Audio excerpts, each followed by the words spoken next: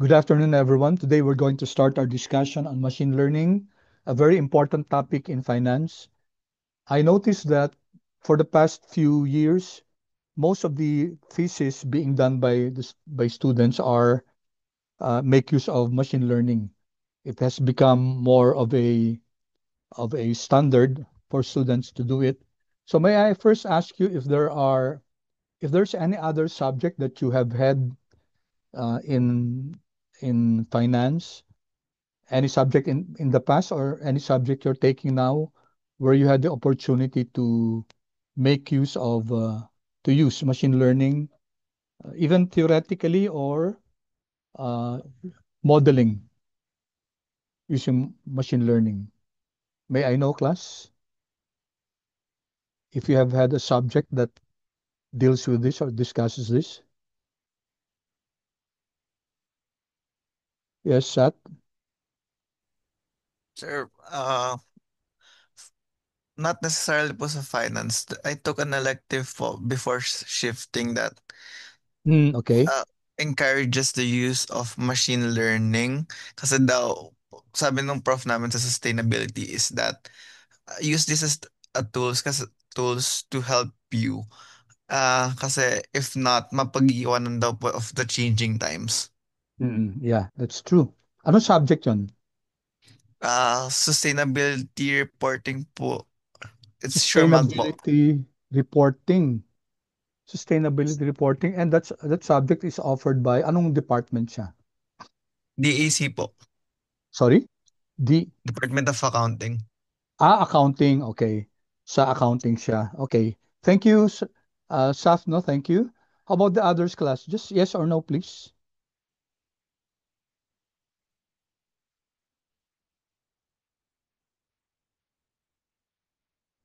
Finamat.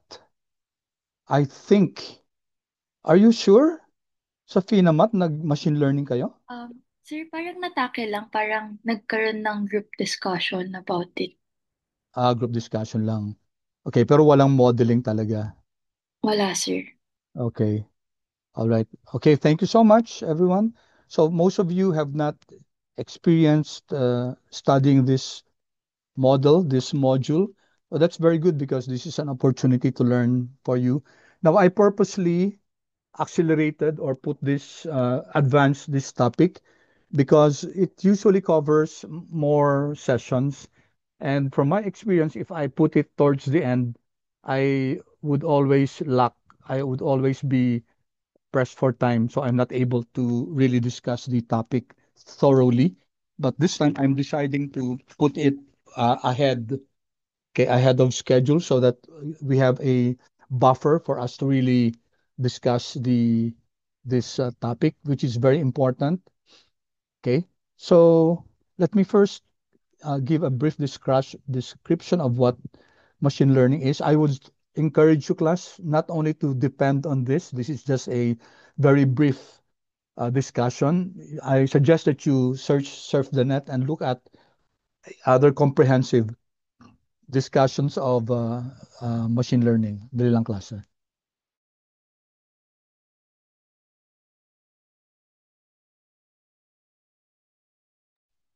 Okay, so you're all aware of artificial intelligence, class. Whether you know it or not, you're making use of it directly. For example, for instance, perhaps some of you are using ChatGPT or Copilot or Agnes or other AI intelligence tools. So you have had a direct knowledge or direct use of artificial intelligence, and also maybe you're making use of some some sites like I don't know, maybe you have a subscription for Netflix. You might be surprised if you're fond of, let's say, action movies or sci-fi or romantic movies or whatever movies, okay? And then you watch it.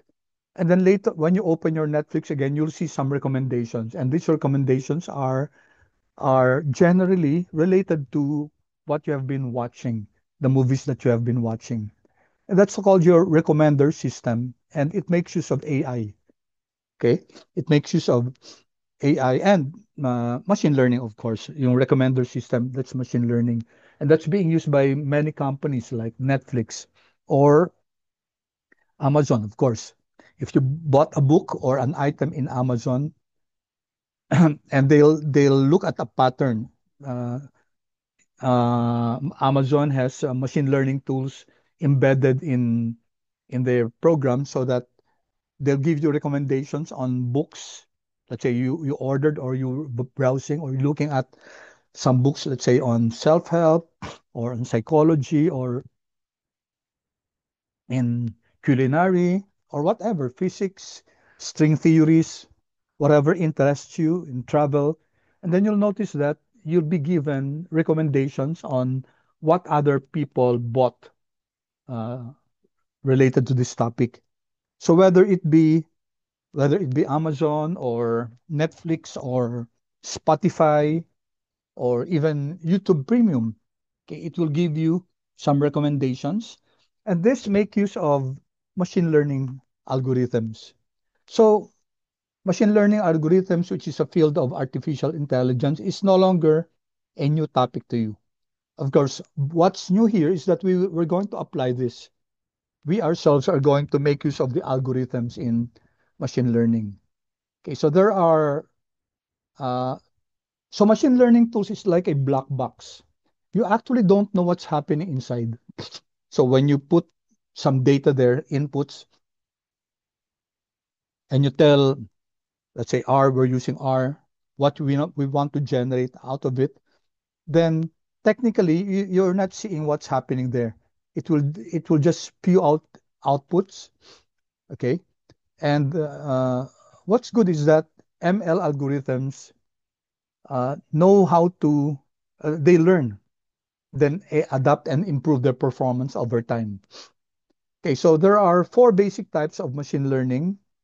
Okay, number one is supervised learning. So the operative word here is labeled data. So you have data, you have inputs, and that data is labeled. So for example, our when we did Fama French, okay, Fama French 3, that's an example of a labeled data. So you have the different assets, IWF, IWM, Tesla. You have labels there. You also have SMB.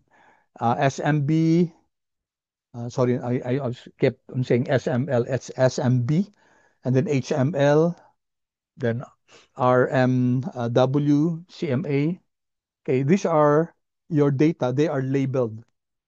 Okay, and supervised learning is uh, there are actually generally two types. No, Would you'd like to use supervised machine learning for prediction.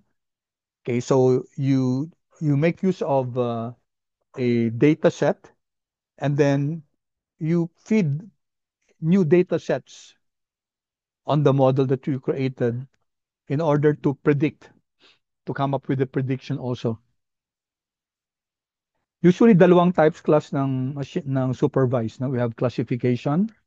Okay, for classification, okay, it's more of being able to identify, or let's say for example you have sets of data and you'd like to determine, you have a column there where that email is classified as spam or not spam.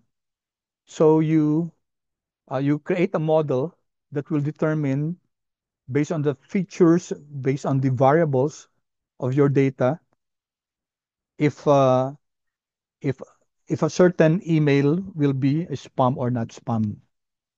Okay, so what's the use of that? You have new data, you input your new data there, and it will use the model that you created in order to predict whether that data is spam or not spam. Okay, not only that, it can also be used when classification. It can also be used, for example, in finance. You have individuals who are making loans. So based on certain parameters or certain features, you'd like to determine the bank should, if the individual will default or not in its payments. So this is very important in banks. So they'd like to know whether to extend a loan or a credit line to either a firm or an individual. So this can be modeled using classification. Okay. For classification, the dependent variable. Okay. The dependent variable are factors. Okay. I'm not sure if we discuss factors, but factors class are variables, normally categorical variables that are used for classification. Okay. So not all categorical variables can be considered as factors, but all factors class are categorical variables. All right. So also it's very useful. Classification is useful in the medical field. Okay, whether, for example, a person uh, has has the propensity or has let's say heart disease or not. Okay, so given certain body vital statistics, you can predict whether that person has heart condition or heart problem or not. Okay, and that's part of classification. Okay, classification problems. On the other hand, regression class, okay, make use of continuous values. In other words, your dependent variable are numerical values. They can take on decimal places, or it can be integer. No problem, as long as it's numerical or quantitative. So that's for regression. For example, last time we wanted to predict class. That's That's regression, di ba? Yung multiple linear regression natin. We'd like to predict the log returns of IWF using three factors: the excess market returns, the SMB, and the HML. Okay, that's multiple linear regression because your dependent variable, the variable of interest, are log returns, and they are continuous values or numerical values. Okay, so when you have a problem where you're predicting a variable that has continuous values or numerical values, it's normally called as regression. Classification is also a type of regression. Okay, however, here we're calling it specifically classification. Okay, I hope that's clear, class. I know you have had subjects before that that dealt with regression. Okay, so regression class is either classification or which answers the question, for example, is this transaction fraudulent?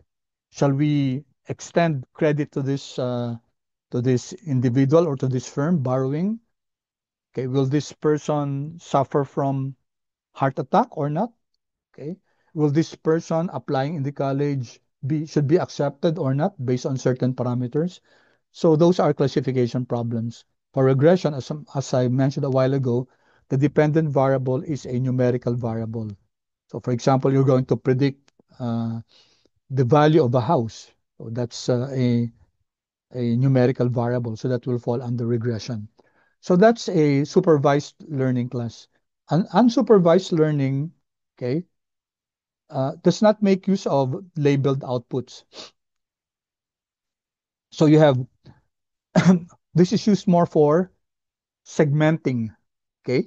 So you have data and you'd like to split this data into categories. Okay, so for example, you have the buying patterns of individuals. How can we now segment this or what we call it clustering, no? So that we can create in marketing. This is very important, so that we can create, let's say, targeted promotional activities. So we have these individuals having different buying patterns. Can we classify this group as, let's say, high flyers or whatever? How about this group? Or how about this group? So it tends to cluster your data, create clusters out of it, create groups out of it, with the purpose of being able to generate strategies or interventions that are specifically targeted to that specific group. Okay, siguro let's say itong grupo na to, they would prefer let's say advertising as a medium or whatever. Okay, this is more used really sa marketing. Importante sa marketing to, yung customer segmentation. But not only marketing, of course, it can be used in finance. Okay, this can be used in finance. Uh, or it can be dimensionality reduction. So you have a data set where you have different variables, and there are so many variables. Maybe you can collapse some of the variables as one. Okay, so that you have reduced number of features, reduced number of variables. And one of the methods for that is what we call principal component analysis. That's part of dimensionality reduction, where you reduce or simplify data. Okay, at the same time, of course, retain important information. We will not go into super unsupervised learning. Maybe towards the end, if we have time, I can share to you an example of unsupervised learning. Semi-supervised is just a combination of supervised and unsupervised, where the balance is that you have a smaller amount of labeled and a large amount of unlabeled data. So we can perform their semi-supervised learning. And lastly, this is what I was mentioning to you about reinforcement learning. Okay, this is used for creating games and robotics, and also recommender systems. The one that I mentioned a while ago, that's adapted by Netflix or Google or other platforms, where they are able to gather information, and uh, they market, let's say, several products like Amazon, and they would be able to generate, and they use an algorithm where they'll be able to individually search for search for items that's very, let's say, that matches the preference of that individual. So they're able to come out with suggestions. All right. So I told you to load these packages, NNet, Caret, very important for machine learning. R part plot, part FF3 should be used for decision trees. Okay. All right. So what we're going to do in the next few sessions is that we're going to do supervised learning. In particular, we will do first classification. So how will our lesson go? We're going to perform classification, and then the first method that we're going to use is a standard method, which I'll explain in a while. And then we're going to compare it with the different algorithms in machine learning. So for example, we're going to use decision trees, and then we're going to use random forest, and then support vector machines, and then XGBoost, and then artificial neural networks. At least those five. Okay, we may, as time permits, introduce another model.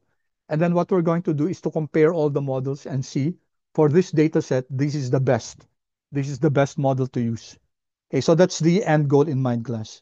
We're going to model the data set using several non-machine learning and machine learning tools. Just one non-machine learning tool and then several machine learning algorithms, and then we compare, okay, and determine which is the best for predictive purposes. Okay, and then part two will be, we're going to use regression. Okay, first is classification and then regression. Okay, so let's start. Let's load, please, the cardio data set. You have it. Okay, I'm going to load this. Control Enter, and then let's print it. Let's view it. Okay, view cardio.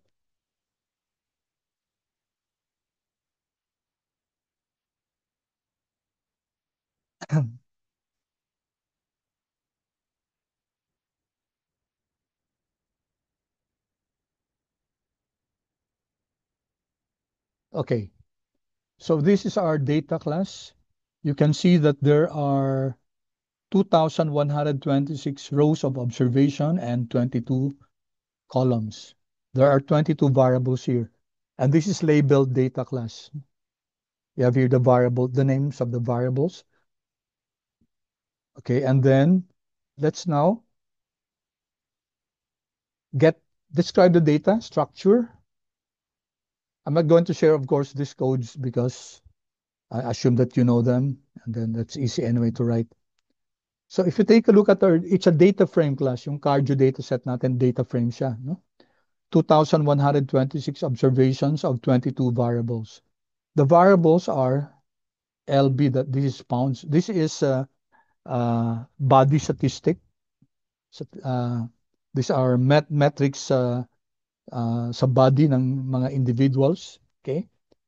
Not necessarily the physical, but more on sa blood, sa heart. Okay? LBAC. Okay? There are different uh, variables. Tapos meron ditong class statistical, which we will not be needing. Minimum, maximum.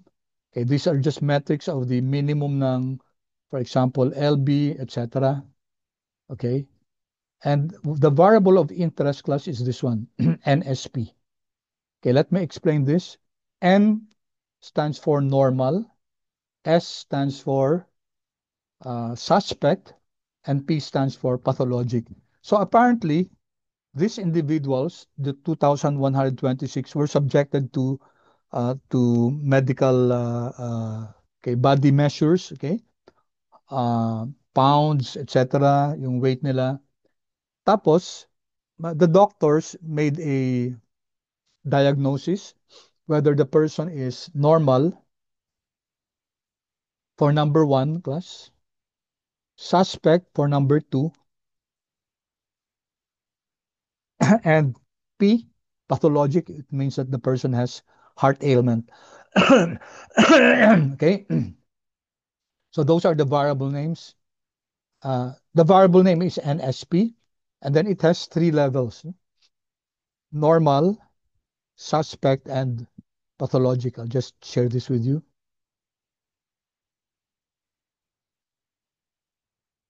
Control C, so that you don't have to write it.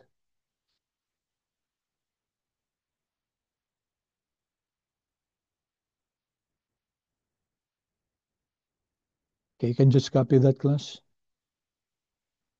All right. So you notice, class, that NSP is integer. Okay. And we're going to make use of NSP as our dependent variable. We will be predicting NSP, class. Okay. Now, NSP is not actually a number. It should be a factor because it's used for classification. So we will be converting NSP into a factor. Okay. So here, class, to convert NSP to a factor, we can create a new one, NSPF. Of course, we could have converted NSP directly, but here we will just preserve NSP and then create a new variable, cardio $NSPF,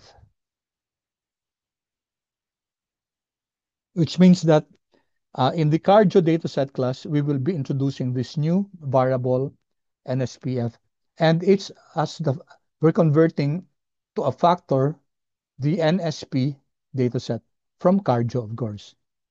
Okay, so this is very easy. Okay, if you run this class, let's run this and view our cardio. You'll notice now that there is at the end here a new variable, NSPF, there in addition to NSP. So we now have 23, okay, here, 23 columns, okay, 23 variables. One was added. Okay, so, and what do you notice about this, class? All the other variables are numerical. NSP is numerical. And we said that NSP should be a factor.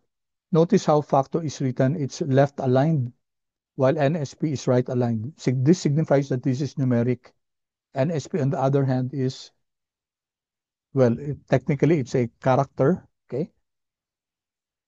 And it's a factor, okay? 2, 1, 1, 1. This is not numeric. All the other values, notice, class, it's right aligned, which is the default if you have a numeric variable, numeric values. Okay, so let me pause for a while.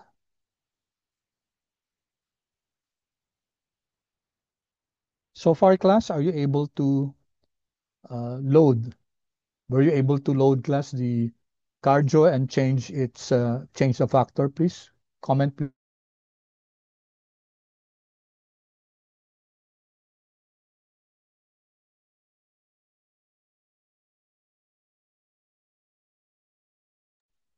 Okay, good. Thank you. Okay, a few more seconds for the others. All right.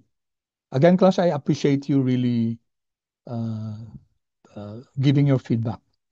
It makes it gives me a sense of being with you. Okay, and not just solely look wising here. Okay, yes, Janine, what's your question? Sir, nag-error po sa'kin. Nag-error. Sige, stop share ako. Opo, Kindly share your screen, please.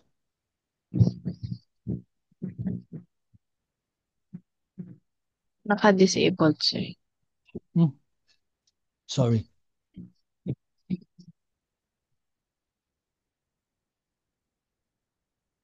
Okay, help me, class. Let's help Janine with the with the issue with her code. Okay, saan ka na? Na-download ko siya, sir, yung pina-download niyo po. Okay. Pero nung ni-run ko po siya here, nagganito po yung lumabas. Saan? Ano yung rinan mo? Ito po, itong part na to. May I see your files? Ito po, sir. Ano nga? Asan si, ano dyan? Nandito Si po. cardio.csv. Okay, did you create a new project for this? Opo, ito pong machine learning, sir. Ah, machine learning. So, dapat yung cardio nasa loob niyan. Why is cardio outside? Asan yung R ano mo? Where is your... Ah, buksan mo nga yung folder mo ng machine learning, please. Hindi, sa Kagat labas, sa labas. nandito po, sir. O, andyan yung R project mo eh. So, dapat andyan sa loob dyan yung cardio. Put it inside, no? Sige. Okay po, Buksan sir. mo muna yung ano mo. Buksan mo muna yung folder mo. Ayan po, sir. Open your folder, Okay. please. Dapat nasa loob Okay. siya. Dapat kasama ng R project. Ayan, sir. Yan, okay. Sige, run it now.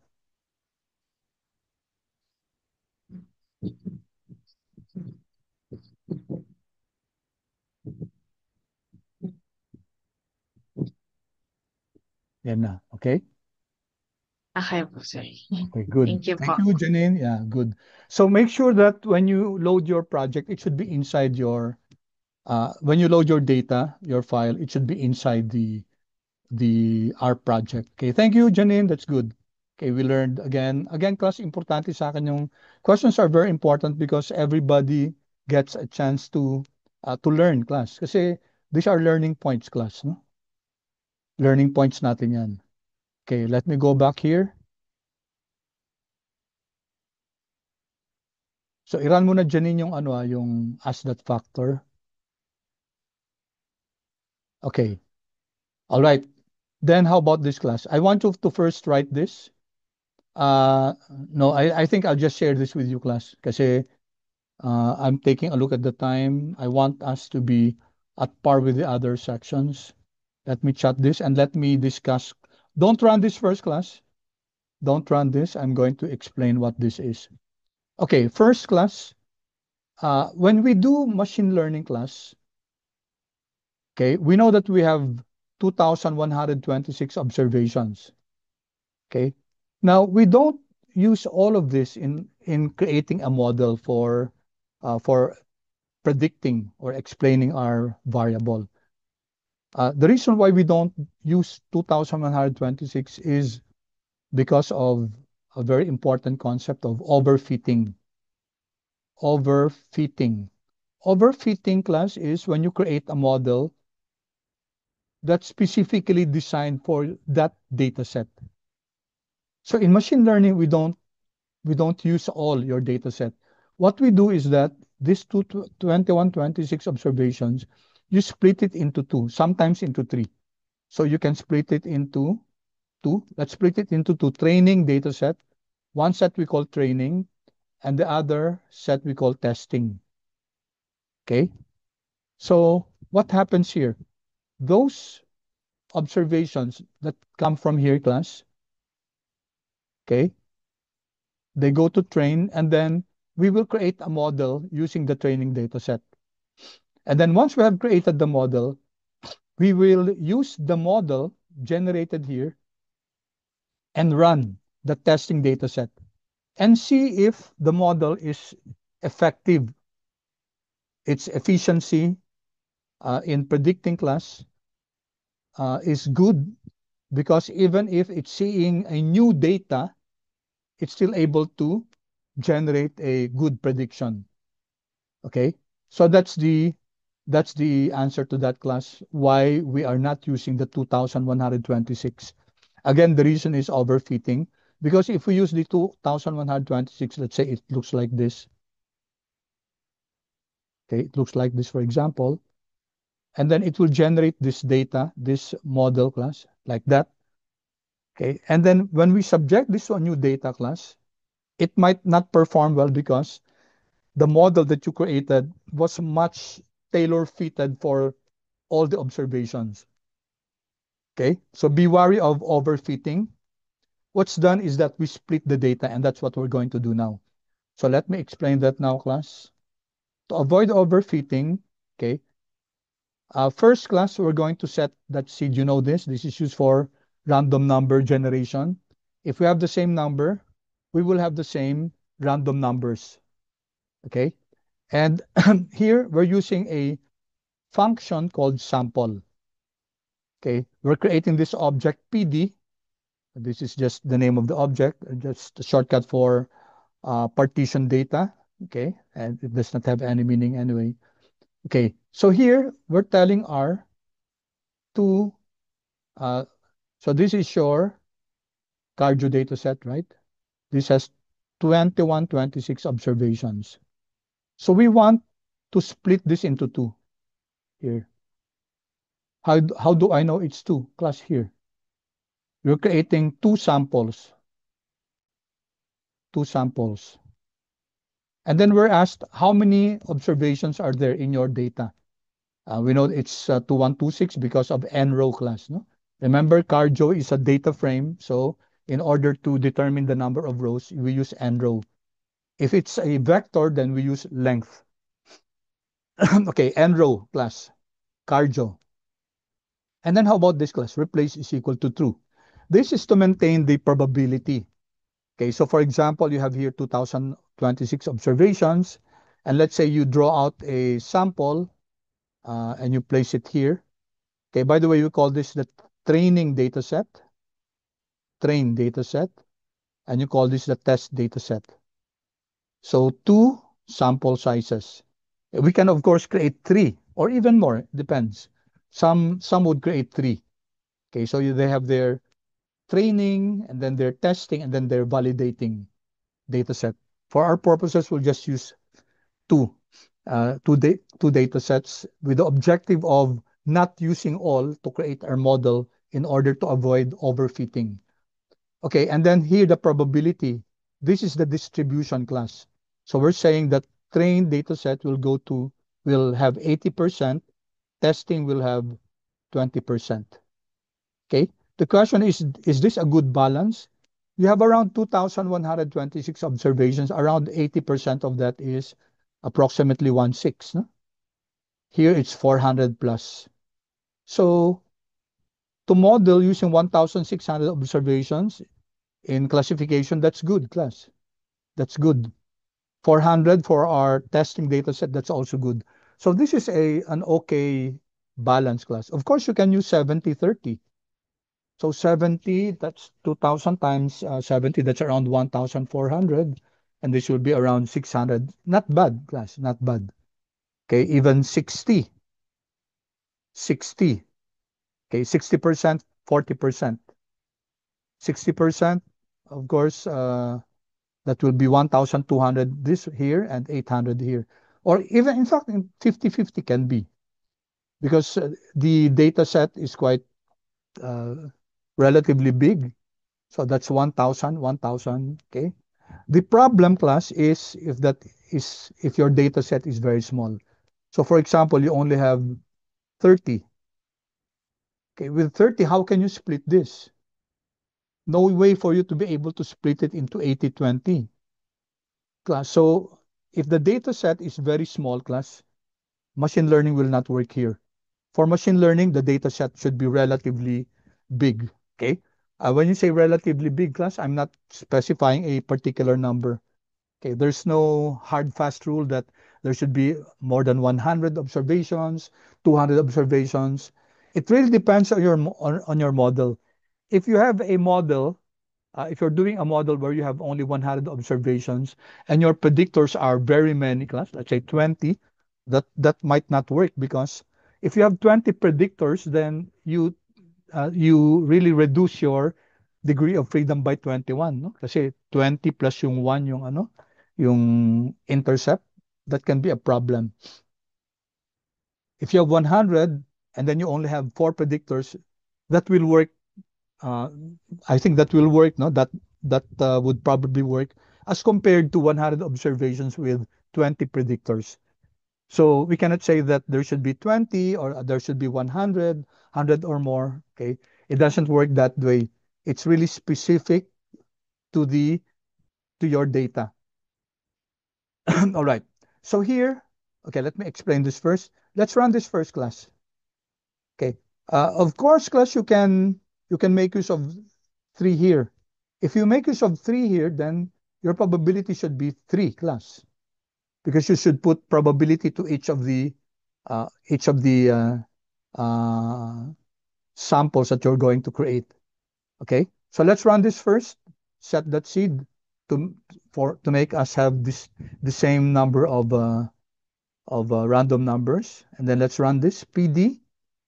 So we're going to create this object PD and then sample 2. So we're going to split our cardio into 2 and then 80-20. Make sure that the data is replaced. So run this class PD. Okay, and then it will generate now a vector class here. Look for your PD as a vector class, PD here. Integer, also 2,126 observations, and take a look at this class. So let's print PD. Let's take a look at it, class. Head PD, and let's print the first 20 observations. Okay, Control Enter. So there you go, class. You notice that it's a list. It's a vector 1, 1, 1, 2, 1, 1, 1, 1, 1, 2, 1, 2, 1, 1. Okay, and we'll take a look at the distribution in a while. So we're going to use the PD class to split your data into 2. Okay, so here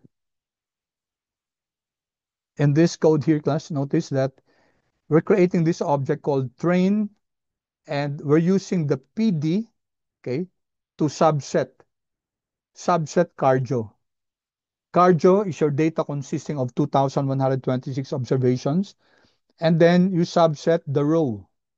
Okay, remember when you're subsetting or partitioning a data frame, you have rows and columns.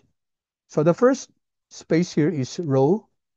Okay, it means that I'll get the cardio data set and then use PD is equal to 1. What are PD is equal to 1 here? Here, class. 1, 1, 1. So this ones, all the ones, class, will go to our trained data set. And then all our number 2 will go to our test data set. So the presence of the parenthesis here, class, means for us to print train. Okay, so I'm going to print train here. Okay, so it will now print the train data set. And let's see what's inside the train data set here. Okay, you can see here the number, class. Okay, it's all of the variables, di ba? Kasi lahat ng variables kasama, yan, hanggang NSPF. Yung rows, class, di ba, ang rows ang nabago, no? Take a look. 1, 2, 3, 4. Bakit 6? Kasi, class, ito 1, second, third, fourth. Yung cardio natin, class, pupunta sa testing. Yung number 2, pupunta kay pupunta kay training tong first four. Yung fifth observation, pupunta kay testing. Kaya tinan nyo, 1, 2, 3, 4, nawala si 5. Okay, let's view this class to better see yung data natin. Train.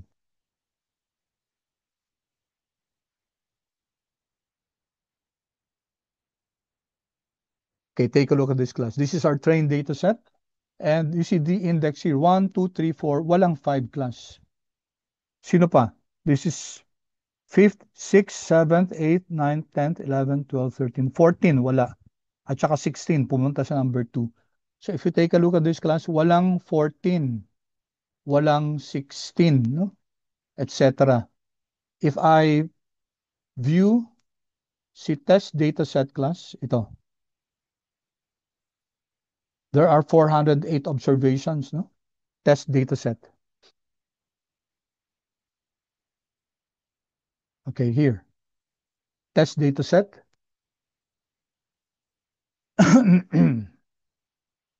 408 observations.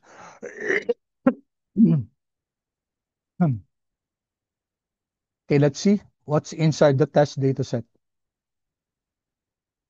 Taking some time. Here, class. 5, 14, 16, 26. Okay. So all those that are not part of your training data set became part of your test data set. So what's the purpose of this class? This test data set containing 408 observations. Its purpose is for us to test the model that we used in train. So we're going to create a model in train. The model that we created in train, we will use with the test data set and see the accuracy class. If it's still accurate, even if we use new data. Why new data class? Kasi yung model natin using train, okay, we use this data, yung train data.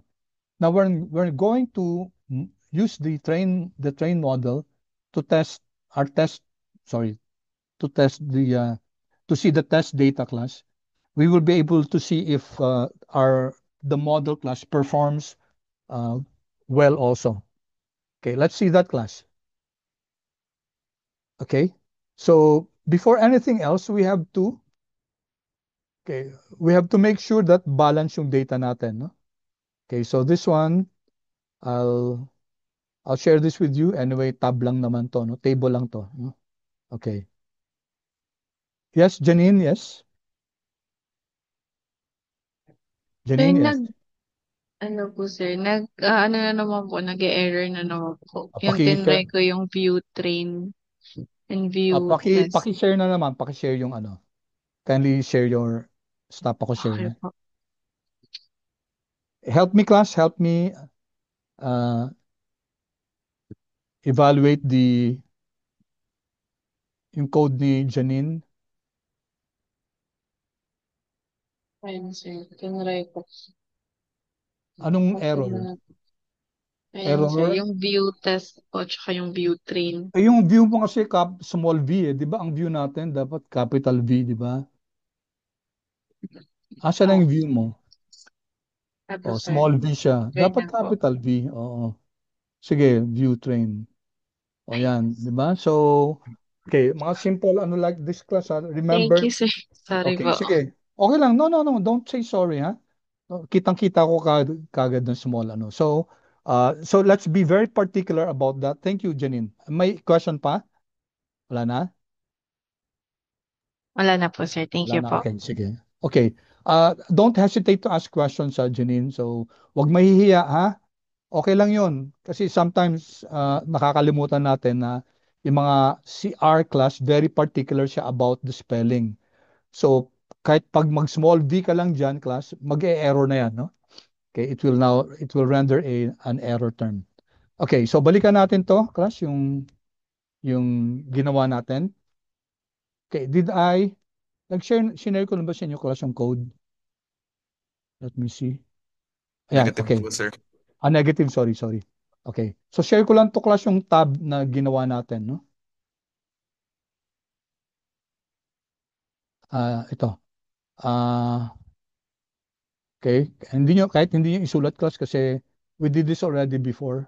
So nothing new here actually. Okay. We just want class to check yung proportion ng data natin. I'll discuss it now. Okay, chat natin. Control V. Okay, let's check class. First, let's check the proportion of yung cardio data natin. This is the original, no? Ito yung 2,126 observations. So we're creating this object called tab0. We're using table. Remember class, yung table, it will give us the frequency distribution of the data, no, of NSPF kasi ano to factors to eh, no? And then we create this title, tabulation and class proportions in the cardio data. Okay? So i-print natin yung tab0 and then i-print din natin class yung proportion. So it will give us the number and the percentage, the proportion, 2 decimal places lang for the round. So i-run natin to class and then you'll see now the frequency and the proportion. All right. So sa original data natin, there were 1,655 respondents who were number 1. So normal. 295 suspect sila, 176 pathologic. Okay, so that accounts for 78% na normal, 14% na S, and 8% na P. Now let's take a look class at our train and our test. Tingnan natin kung dapat maganda kung na-maintain class yung yung proportion kasi let's say ito 78%, pero pagdating na sa train naging 50% na lang siya. May problem tayong sa ganun class kasi remember minomodel natin yung 1 2 3 no, NSP. So if you come up with a split of the data, yung train data set 50% na lang yung yung 1, ibig sabihin nun hindi na balance yung natin class. Hindi na balance dun sa original. So as much as possible, dapat na-maintain pa rin yung balance. Good thing class, yung sample data set, okay, yung sample function, it's good class in creating subsets. No? Kasi random to eh. Kaya random din class yung pag-generate ng ng subsets natin. So here class, gawin naman natin for train and test. Let's see what happens. Ganun din siya class. Tab 1, tab 2. Okay? And then yung concatenate natin yung maganda kung may mga yan ganyan class. Merong title, no? Tabulation and class proportions in the train dataset. 1348226 144. Okay? So, if you take note class, 78%. So maganda. Na-maintain yung proportion ni number 1. Kay number 2, 13, practically the same naman. Kay number 3, 8, no? Ito naman kay test class, medyo iba, no? 78, 75. May konting percentage points difference. Mas marami na yung number 2. Nag-increase yung number 2 kay test dataset. And sometimes it's quite difficult to do this kasi lalo na pag mas malaki yung proportion, no? Maybe you'd like to experiment class, gawin yung 50-50, no? 50 seat train, 50 seat testing, and see if the proportionality is maintained. Okay, but be that as it may class, okay lang naman, konti lang naman yung difference. Okay, so these are things that you have to look into, especially pag sa machine learning class, pag pag nag-split ng data natin. All right, so let's now go to our first model. Our first model class it's not a machine learning model. This is a regular model. Okay, so pag nagmo-model tayo ng regression class, pag yung data is factor, kunyari class, let's say you were predicting whether a store will become bankrupt or not. So ang answer doon, will become bankrupt or not bankrupt, or yes or no, no? True or false. So dalawa siya class, dalawang factors yun. Pag ganun class, what we use is what we call binary logistic regression. If you're doing fine arts class, you'll mamimit nyo to. Okay, binary logistic. Binary class kasi dalawa lang yung natin, yung possible values. Okay, so for problems, for classification problems where you have only two options, pass or fail, no? Bankrupt or not bankrupt. Okay, go up or go down. So ang regression na ginagamit diyan class is binary logistic regression. It's quite different from the regular LM function class. Iba siya, no? But this is not the venue for us to discuss yung binary logistic regression. This is more a topic on FinArts. No? Pag marami naman class, more than two, you have multinomial. Multinomial. So in our data set class, di ba factor si NSP, no? That, si NSP, factor yan eh. So hindi tayo mag-LM dyan kasi ang LM class, ang dependent variable natin, quantitative. Ito class, factor.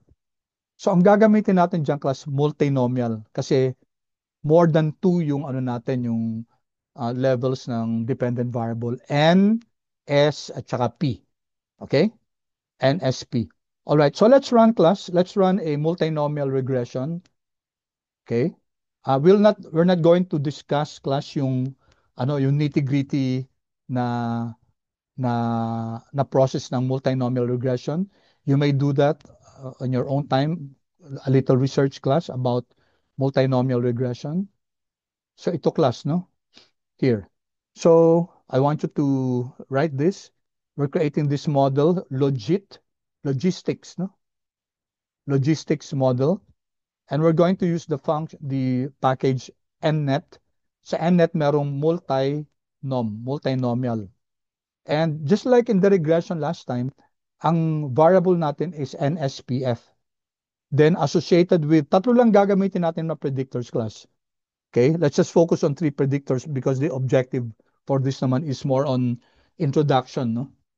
To the models. Okay, you can of course in your own spare time, okay, try. Copy nyo to tapos dagdagan nyo ng factors. LB, AC, and FM. Dagdagan nyo pa ng, let's say, add as many as you want, no? But don't include yung mga min, max, hindi na relevant yun. Okay, so data is equal to, now we're modeling the trained data, okay? The model that we're creating is logit mod, okay? And then we will be using not LM class, but multinom. So this is for multinomial.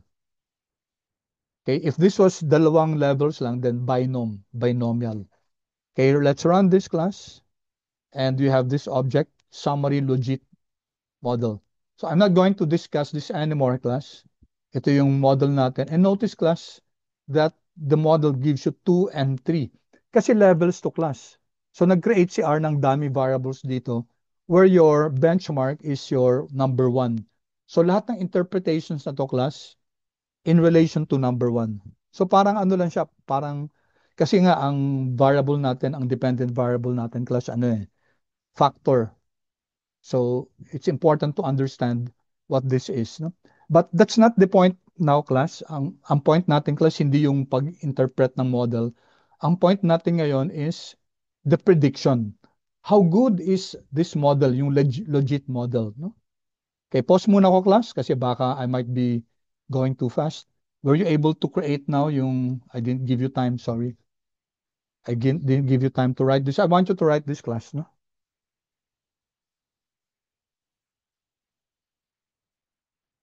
My question dito. Wow, ang bilis ah. Okay. Thank you. Thank you. Wow. I'm impressed, class. Grabe. Ang bilis yung mag-type. Okay, let's wait for your other classmates. Please, if you have questions, okay, please feel free. Okay, I appreciate. Yeah, sige, Sat, please. Sat, what's Third your question po. question? Yeah, sure. What would be the limit po to train the Now, data? Like, gaano karami? If, for example, we want to, unlimited po ba or there's a certain threshold siya na hindi siya optimal to produce the parent trading model? uh, tra Like, training what, model testing. What do you mean?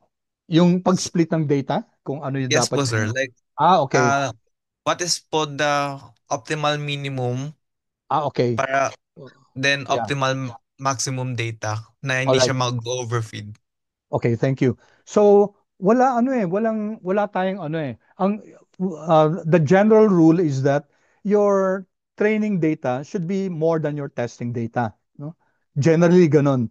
But I've seen some models where the training data was smaller than the testing data.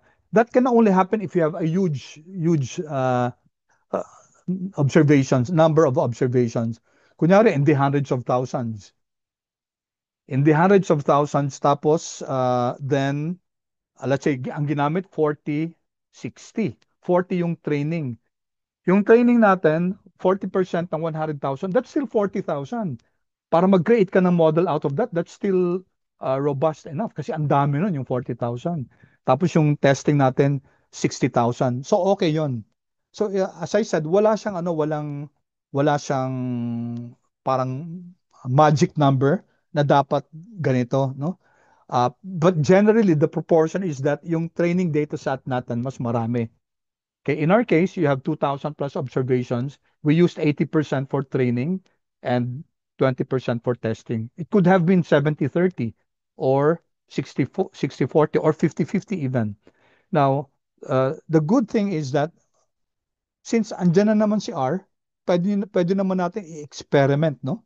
We can now create another model where your training and testing are different. So pwedeng 70-30. Will that matter? Will that change the result, class? That remains to be seen. So dapat pwede nyo i-check yung kung gusto nyo. But having more trained data set is the practice, no? Than your test data set. Just make sure that your test data set also is okay din yung ano niya, yung size niya. Ang sabi lang natin kanina, if you have a very small number of observations, kunyari 50. So, paano yun kung mag-80-20 ka? So, ang 80% ng 50 is 40. And then yung testing mo, 10 na lang matitira.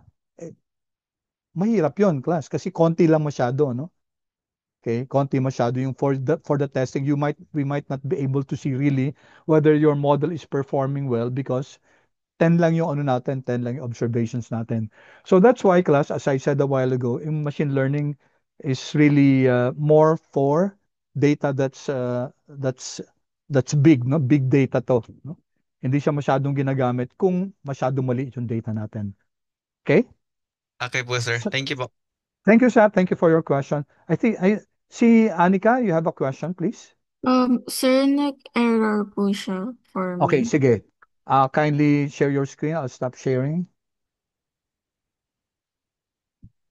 Okay, class, tulungan niyo ako. Saan kaya yung ano nito, yung error? Okay. Asan to? Logit model,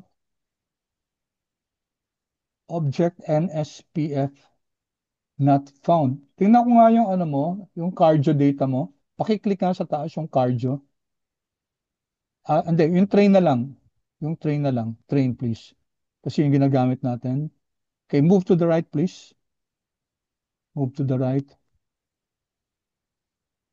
Oh, walang NSPF, no? Anika, walang NSPF. So go to your cardio dataset. To the right, please. Walang NSPF din. Na-miss mo yung isang step. Can somebody please put in the chat box yung ano, yung cardio dollar NSPF? Na-miss mo yun, Anika. Hindi dyan. Go up, please. Go up. Class, can somebody please go up? Up pa, up. Baba. 21, 22. Baba pa. 22. Baba. Down, please. 23. Wala. Okay. I-copy mo, thank you, Janine. Anika, i-copy mo to. Yung small r lang, Janine. Copy mo yung, ayan, yung sinare ni Janine, please.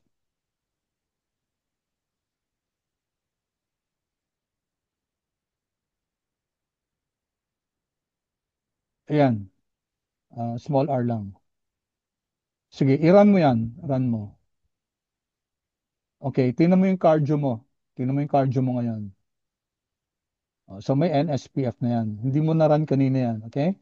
Then go to your Okay, i-run mo na nga yung set.seed ngayon.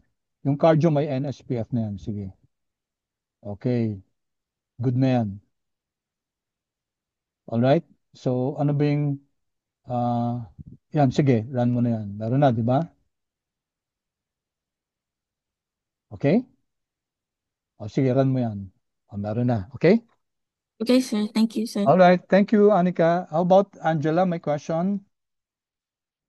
Sir, Ano yung nag-error question? din po yung sa akin. O, sige, paki-share yung screen, please.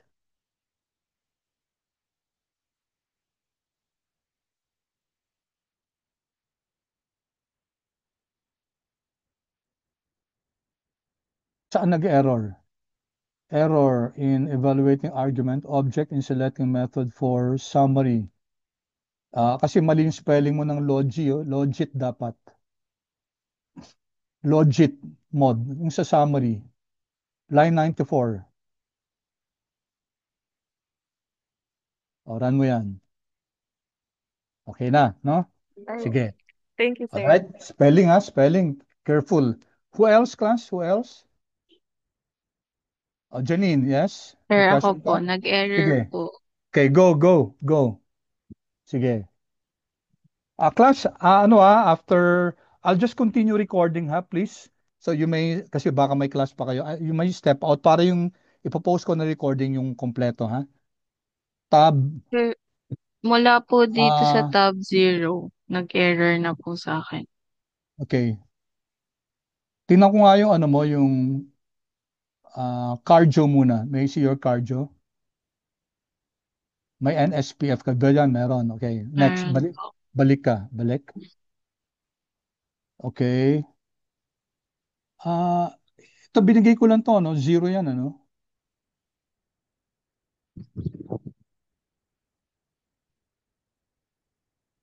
Tinype mo ba to? Opo, sir. Tinype mo? Binigay ko to, di ba? Yung 82 to ano? Parenthesis ba yan, yung tab 0 na yan? Or is it 0? 0 po, sir.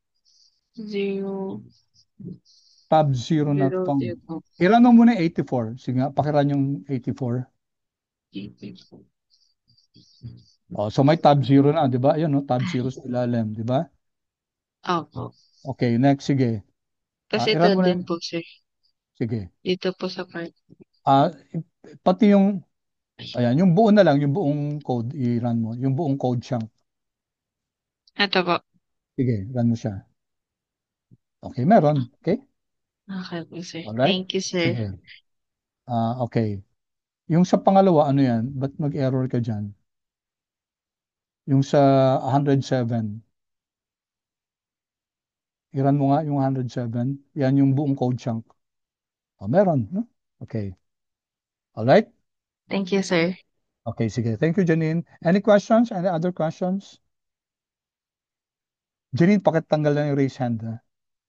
Okay, sige. Good. Good class. Good. Okay, so let me share screen again. Okay, so we're here, class. Dito na tayo, no? Okay, so we're creating this model, logit model. So parang yung LM lang to, class, na ginawa natin. Only that, ibang type of model to kasi ang dependent variable natin, multinomial eh. So, what we need to do now is, tingnan nyo to, class, ha? Okay, I'm going to share with you. Ito muna. Ito yung Control C. I'm going to share with you these codes. Okay, in the interest of time, Control V. Okay, let's run this first. So meron na tayong model class. Ano yung model natin? Yung logit mod na to. This is our model. We use multinomial. Ano ginamit natin, class, na model? Train. Okay? So we trained our data. Yung 1,600 plus na observations, yung trained data natin.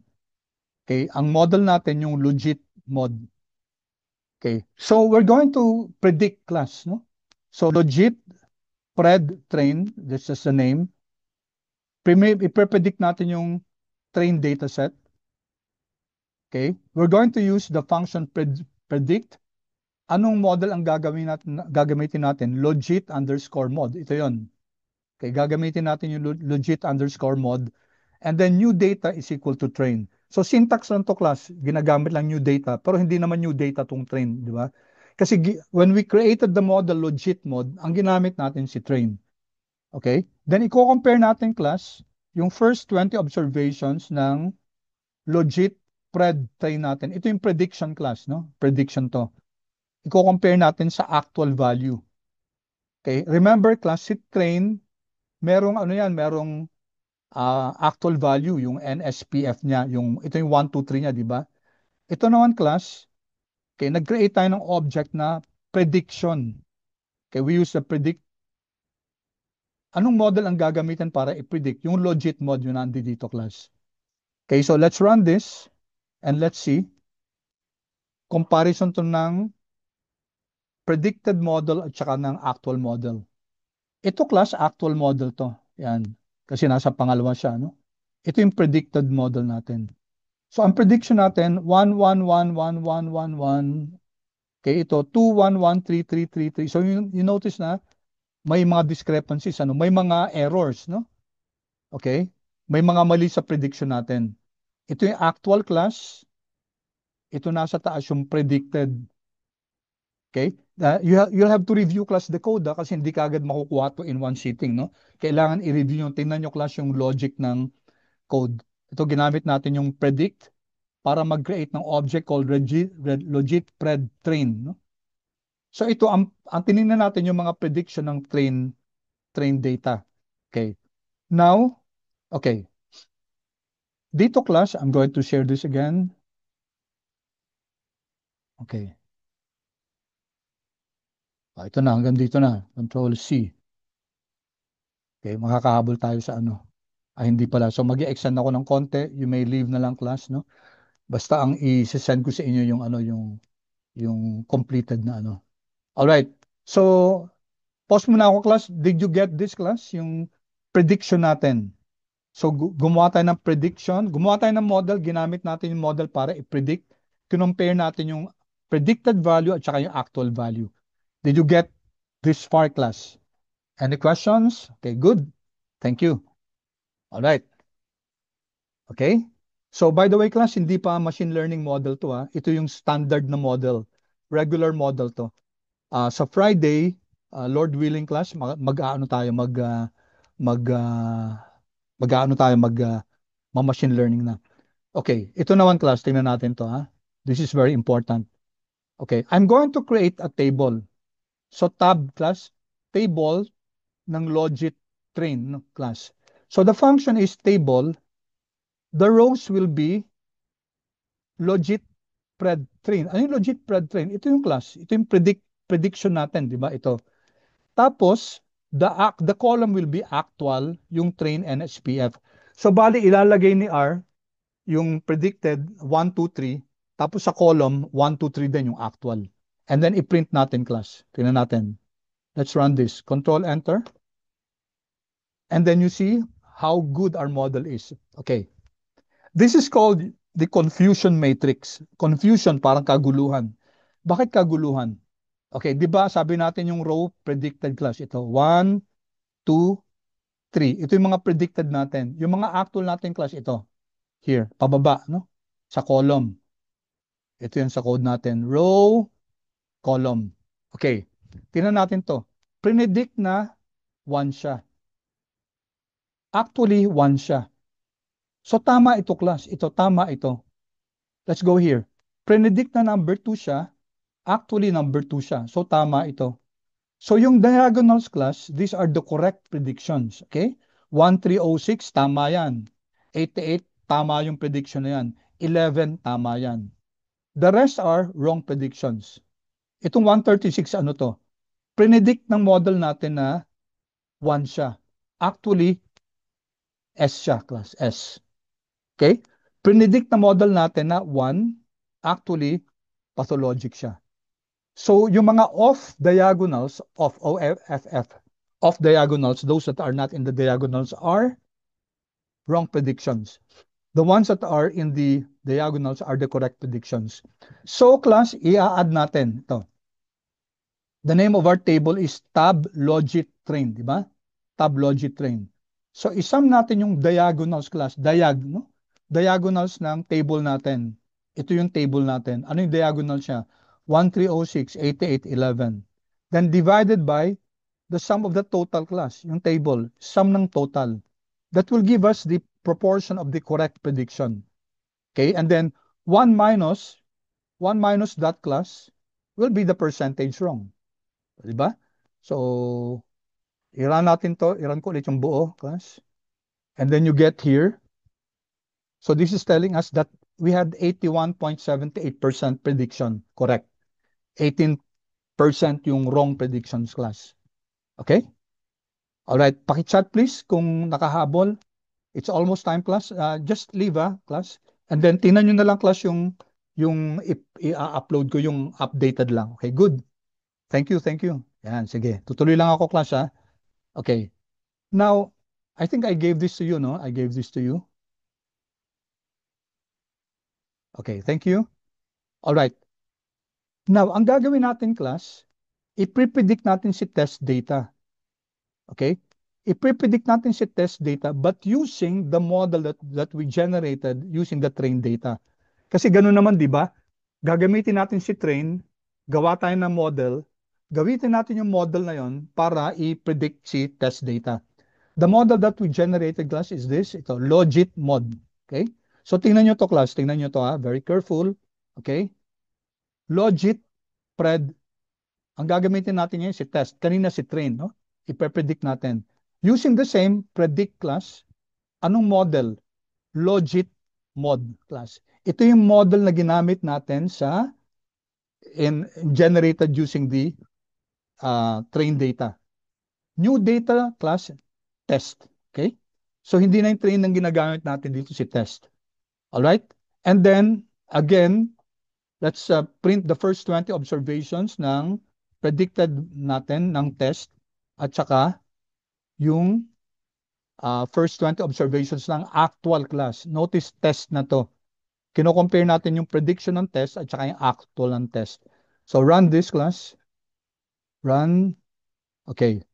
Ito na yung predicted class. Yun yung 1111, 211, 211. Okay. Ito yung actual 1133, 211. So, nakita natin yung discrepancy, yung differences.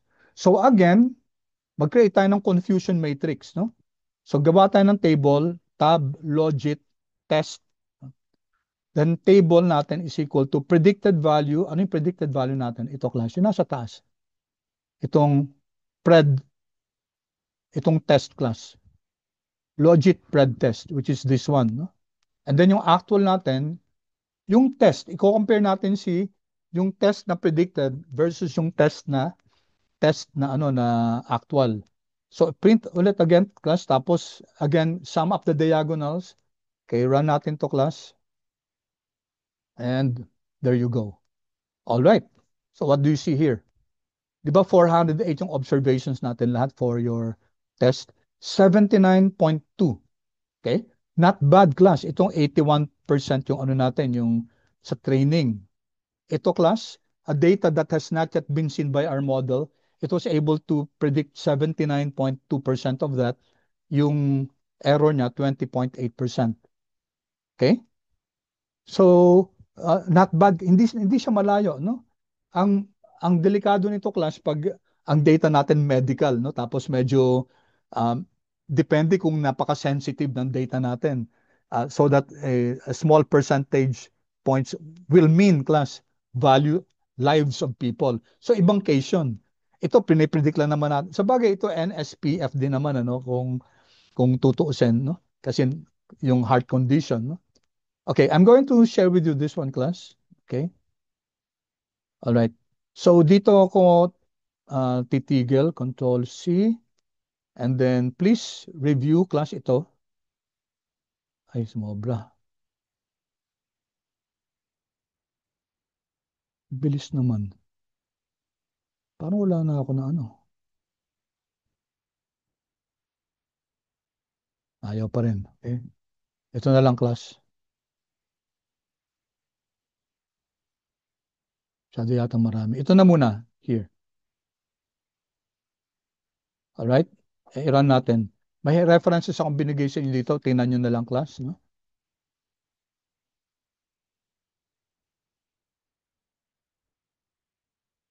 Let me delete this.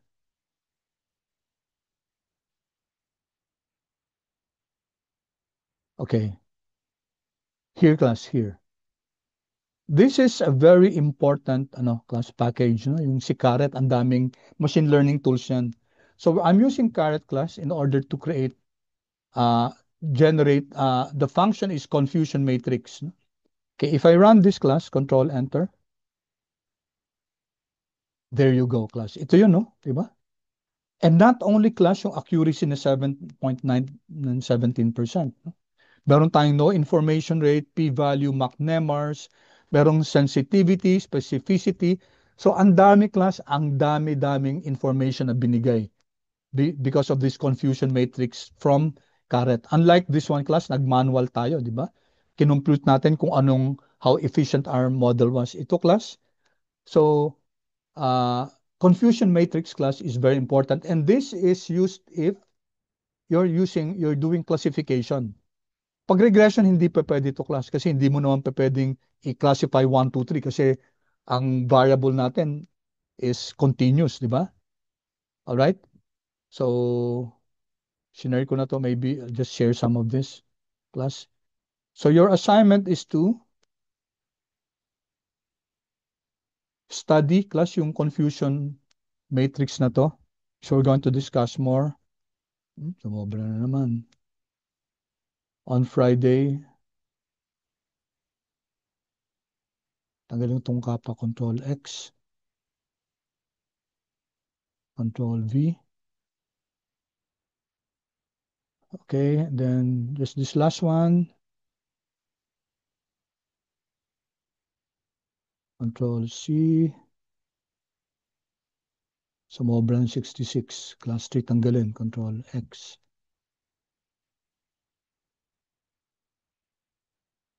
Okay. So, with that class, we end our discussion for tonight. Okay, ano nga class, kung may natutunan, pa-chat naman please. Did you learn something today? Okay, good. Good, thank you.